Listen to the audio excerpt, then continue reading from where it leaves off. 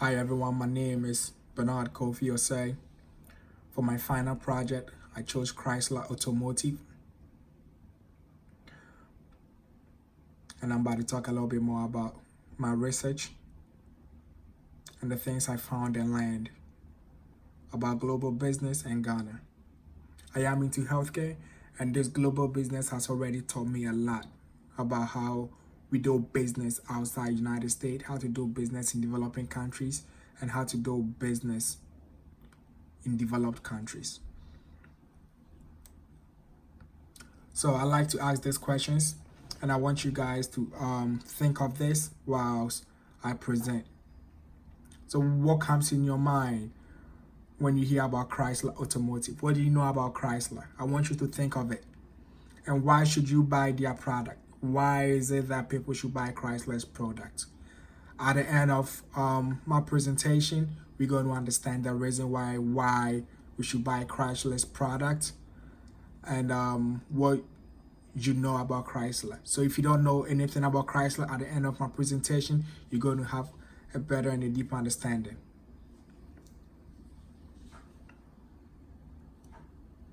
So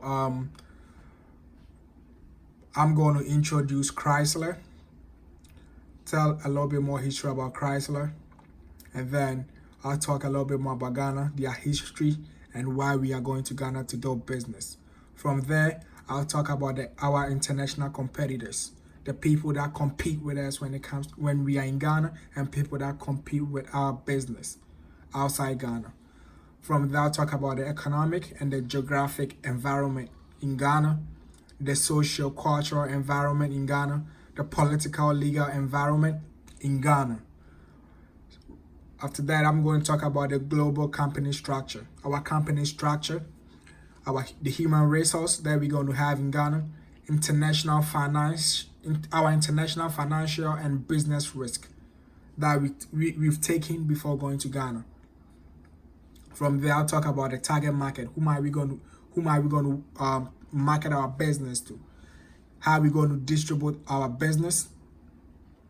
How are we going to promote our business to the people in Ghana? And the ways that we're going to take to measure our international business success. So, a little bit about Fiat Chrysler Automotive. Walter Percy Chrysler is the founder of Chrysler Corporation. Chrysler was founded on June 6, 1925. The first Chrysler car was introduced in 1925. The company existed at Chrysler LLC from 2007 to 2009.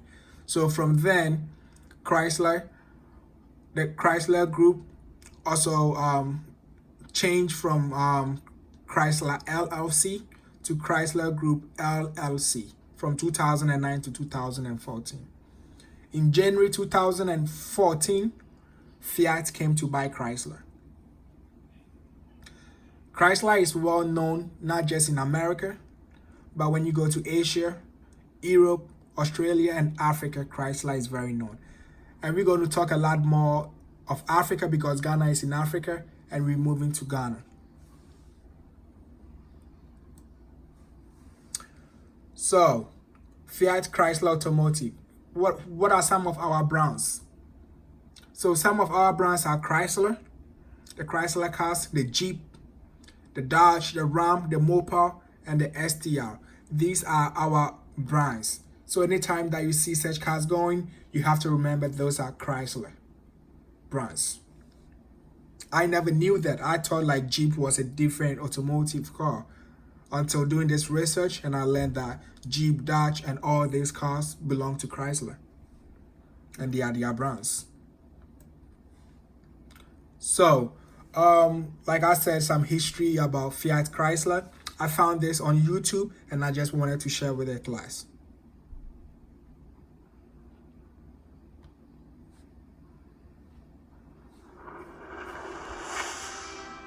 This is one of the big three American automakers. Welcome to WatchMojo.com, and today we'll be learning more about the history of Chrysler.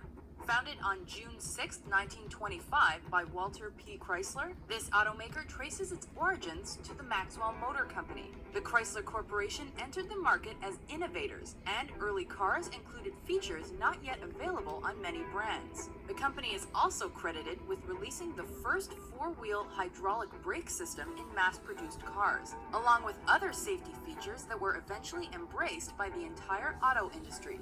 1928 saw Chrysler introduce new brands. Plymouth is one example, and it fit into the low price segment. Chrysler also bought the existing Dodge Car and Truck Company and launched a truck line. Soon after, the company created a parts and service division called Mopar. These moves helped make the company a mainstay on the American auto scene by the 1930s. During World War II, the American Big Three automakers were instrumental in helping the U.S. military, and Chrysler took on a number of defense contracts during that time. Following that was a period of progress at Chrysler in the 50s and 60s. Along with their 300 coupes, Chrysler produced a number of other high-performance cars, including the Imperial LeBaron and the Dodge Charger.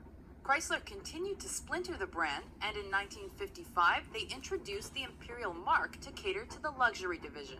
5 years later, Valiant was made a separate label to accommodate lower-priced cars, and it remained distinct until 1976. One famous Valiant model was the Plymouth Barracuda pony car that was first released in 1964.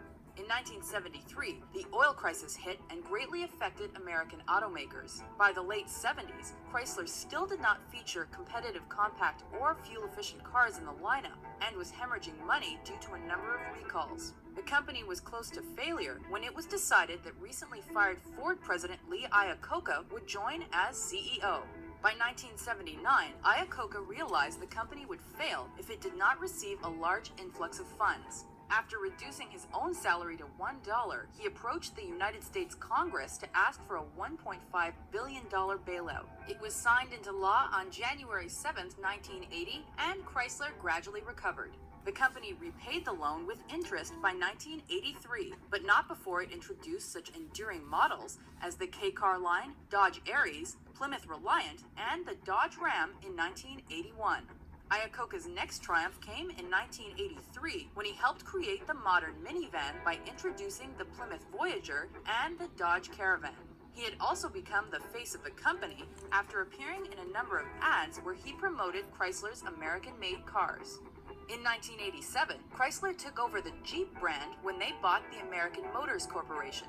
The company also acquired Italian automaker Lamborghini that year, although it was sold in 1994. It was around this time that Chrysler partnered with Mitsubishi to create Diamond Star Motors. While the Japanese automaker bought out Chrysler's stake in '91, Diamond Star did help Chrysler move into the subcompact market. With Iacocca's turnaround of the company complete, he retired in 1992.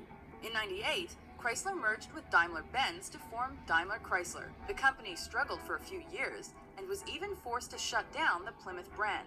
By 2001, things were improving on the strength of models like the Dodge Magnum. However, that turnaround was short-lived, and by 2007, Chrysler was sold to private equity firm Cerebras Capital Management. Things continued to spiral downward. By the end of 2008, the U.S. government was forced again to loan funds to Chrysler to keep the company afloat. Chrysler filed for Chapter 11 bankruptcy protection in April the next year. Shortly after, Italian automaker Fiat took over a significant stake in the company. A sales increase followed, and Chrysler's lineup went through a complete overhaul leading up to 2012. With this initiative in mind, Chrysler lived up to its reputation as a pillar of the automotive industry.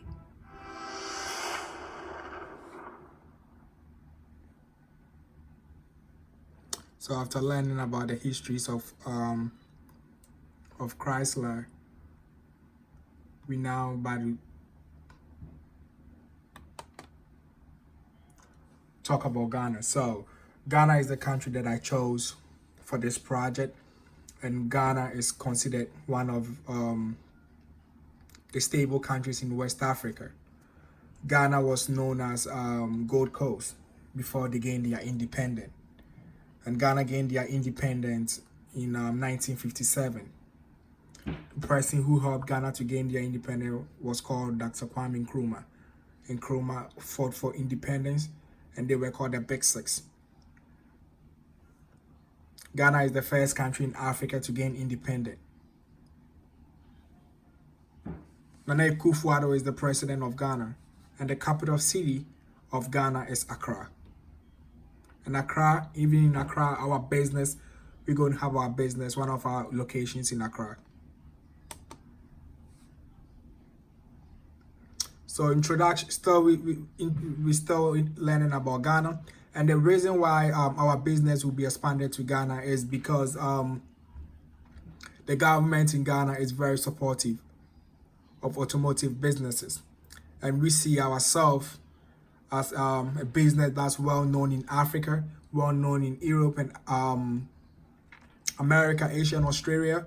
We just found ourselves lucky to increase the size of our business in Ghana since the government is very supportive, automotive business. So in Ghana, they are very rich in natural resources. The country have gold, diamond, petroleum, silver, salt, and rubber. Also, I found a video saying why businesses should come to Ghana and do business from a Ghanaian expert.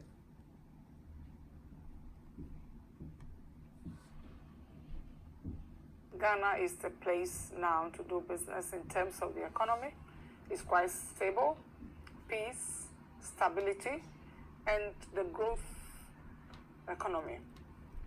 It's quite a enabling economy where everyone would like to do business, because in terms of development, our time is now to develop the country, to make sure the country is stable, creation of more jobs, industries, especially to do with the private sector, in terms of one district, one factory, which is really a laudable initiative from the government, that the private sector to take advantage of it in terms of one district, one factory. I also would say that, yes, of course, with the one district, one factory, which is good, but also even more also what we need mostly is industrial parks, where in all the regions we have the industrial parks, making sure that value added, creation of more jobs, training of our young youth, how they can sustain the investment and growth and stability. I also would like to also encourage, especially the youth coming up, how they should take the economy serious, because there's so much going for us, especially in Ghana. There's so much. We need to move it forward in terms of value added. So it's great. It's a laudable idea. All of us will benefit from it, and not even now alone, but also the near future, how we can also even export into the neighboring countries as well, to make Ghana a real leader in the sub-region. Also, so watching this video, we found ourselves that moving to Ghana is going to be a great idea, because the country is ready to accept foreigners into the country to do businesses. And whilst we're going to create jobs.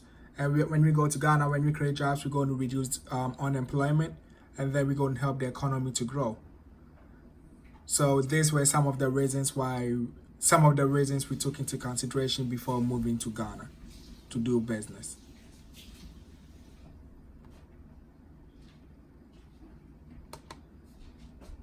So the question is, now that we're going to Ghana, who are going to be our competitors? We have to understand that nowadays, any type of business that we do, we're going to face a lot of competition from competitors. And global business for some time now have improved because the globalization of a market, because of the globalization of the market and the production. So we as a company, we always find ways and means to stand out from our competitors. Moving to Ghana, we know who our top competitor is going to be. We know Hyundai is well known in Ghana, Ford is well known in Ghana, Toyota, and BMW. But whilst we're going, we know the things that we can do to gain the interest and the trust of the people of Ghana to do business with us. And also, due to such powerful competition that we're going to face in Ghana, You know, we have had a lot of details from this automotive product in Ghana already, such as the location, the target, the marketing strategies, and the price, so that we can find a better way to make our business stronger and more inviting to the people in Ghana. Also, there's one automotive car in Ghana called the Katanka car, and this is one of the cars that we're going to compete with. Since the people in Ghana believe in their own, this car is manufactured in Ghana, and this is going to be one of the automotive cars that, you know, we're going to compete with, and we have to find ways and means for the people of Ghana to gain our trust.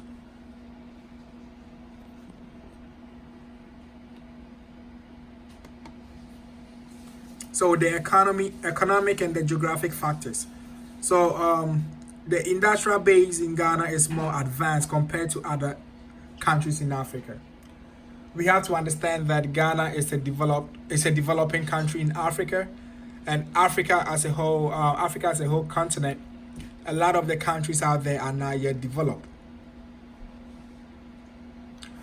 So, you know, some of the economic factors that we know we're going to meet when we go to Ghana doing business is going to be unemployment, because the rate of unemployment is very high.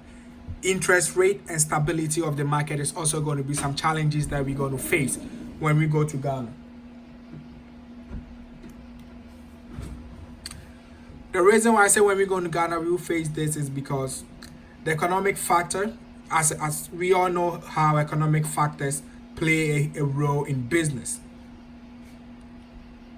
This is because when unemployment goes up, consumers are not going to have money to buy our cars. But now there has been some change in power in Ghana that is helping to create jobs. So a lot of investors and foreigners are coming to the country to create jobs, and this is going to help our business, because when they create jobs, people are going to get jobs, and then they're going to have the money to spend to buy cars. So the geographic factors in Ghana. We all have to know that the geographic factor always affects business. It affects business to the point that you have to think and decide where you have to move, especially moving to a different country. And some of the geographic factors that we know we're going to face in Ghana include the resources that Ghana have. So for example, we always ask ourselves, so we're going to Ghana, what are some of the resources that they have? The stability and the locations that we're going to find as a business. What are the locations where is the location our company going to be? It's going to be hard to tell, because if you don't find a good location, that means we're not going to find, our business is going to be slow, because if you don't find a location where the market is always going on, then how are we going to do business? So the cultural environment in Ghana. So the culture is way of life, and the way of life of the people in Ghana plays a huge role in our business. Because going to Ghana, the way of life in the United States is different from the way of life in Ghana. The way of life we do business, the way we do business in the United States is going to be different from the way we do business in Ghana. Because the people in Ghana believe in their tradition, and we can't go and change their way of doing things. So we know that we're going to face a lot of cultural shock. So we've taken it as our responsibility to adapt to the local cultures, the norms, and the customs of these people. Adapting to such cultures is going to help our business to increase in size in Ghana, because it's going to help the people to see us to be part of them. Also, language is going to be another barrier. But the good thing that our after doing our studies, we found was Ghana is a country that speaks English. Though they have a lot of different languages, but English is the official language. The country was colonized by the British, so they speak English, they write in English, their government practice every business is in English. So as a foreign country going to Ghana, we see this to be a benefit for us. Though not all the people in Ghana can speak English, but majority of them can express themselves in English. And the locations that our business is going to be, most of the people are well educated to speak English. So language is going to help us do our business because we speak English, and this is going to make doing business in Ghana a little bit easier. The political and the legal environment in Ghana. In United States, at times when I'm driving to work, this is one thing that I observe a lot when I go to Ghana and I'm in United States. When I'm in United States, a lot of times when I turn on the radio, it's all about music. But in Ghana, it's not like that. The people believe in politics because politics is what people depend on to live. So when you turn on the radio, you can hear a lot of people talking about politics because they don't joke with their politics. And as a business, we go into Ghana, we respect that because that's part of the environment, and that's what people do to survive. So we know that politics in Ghana is so huge, and then we're not going to Ghana to disrespect their politics because when you do that, it's going to have a disadvantage on our business. And in Ghana, the politicians have the impact of rules and regulation on business can bring some failures and major loss to our business. Like I said, if we don't respect their politics. Ghana has a stable government, and in Ghana, corruption is a key. Though corruption is everywhere, but the rate of corruption in Ghana is super high. The people in Ghana always believe that they have to bribe one another to go court-free. So for example, if you want to open our business, one can come and be like, give me this money and I can help this person to help you do that. And as a business, we've learned that, and we not going to practice corruption, but we know these are the things that happen in Ghana.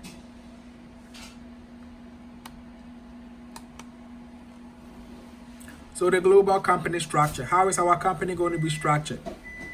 The structure tells us our global company structure is our official business structure. So it is in charge of the arrangement of roles, duties, and the connections of our company.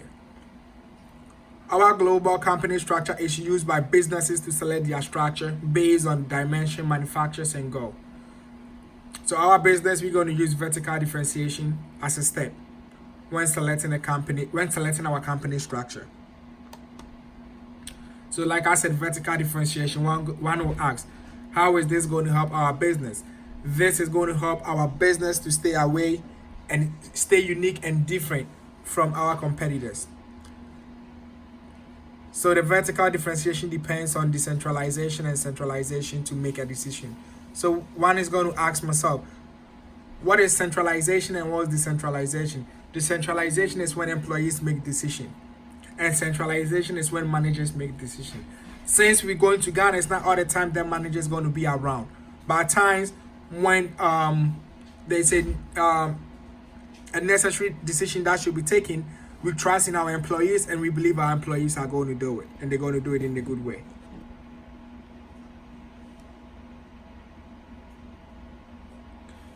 So, like I said, our company is well known in Asia, East Africa, Middle East, Europe, Caribbean, Africa, and America.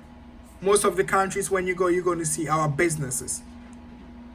But in Africa, we are located in Botswana, Egypt, Kenya, Lesotho, Malawi, Mauritania, Mozambique, Namibia, South Africa, Swaziland, Uganda, Zambia, and Zimbabwe.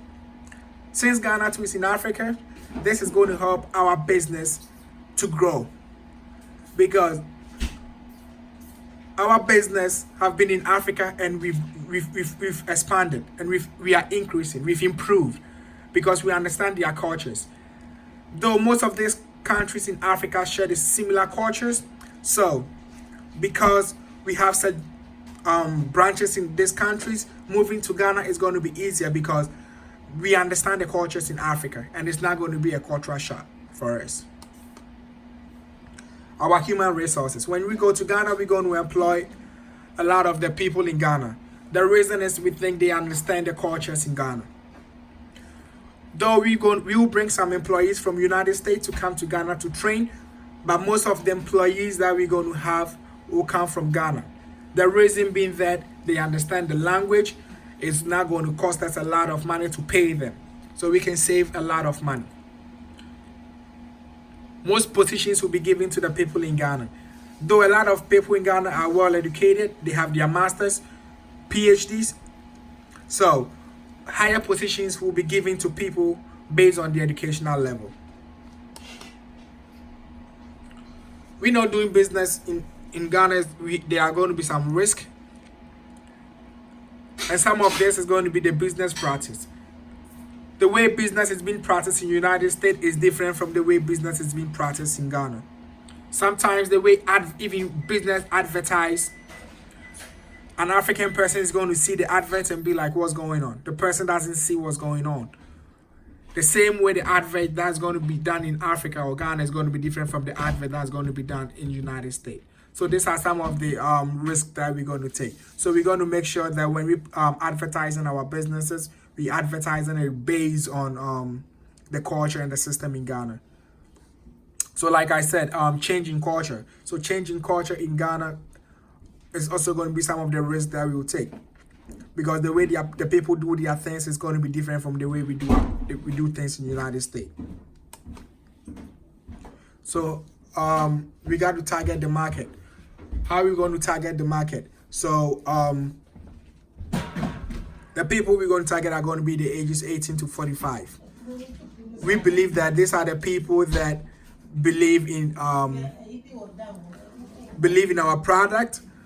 These are the people that we think they're going to help our company to stay competitive in Ghana.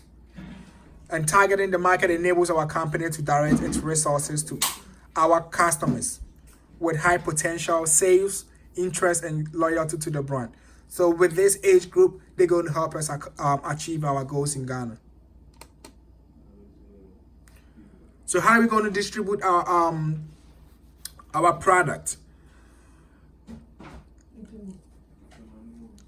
So we know in Ghana we're going to have 4 locations, like I said. Accra is going to be where we're going to distribute our products, so people who are in Accra can go to our locations and buy our cars. Kumasi, Cape Coast, and Koforidua are places that they can also go and buy our product.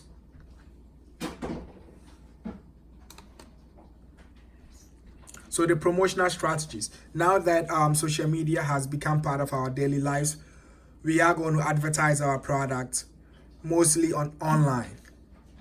So what are we going to use to advertise that? People are going to be on Instagram all 24/7 a day, Facebook, Snapchat, and these are the steps that we are going to use to promote our business.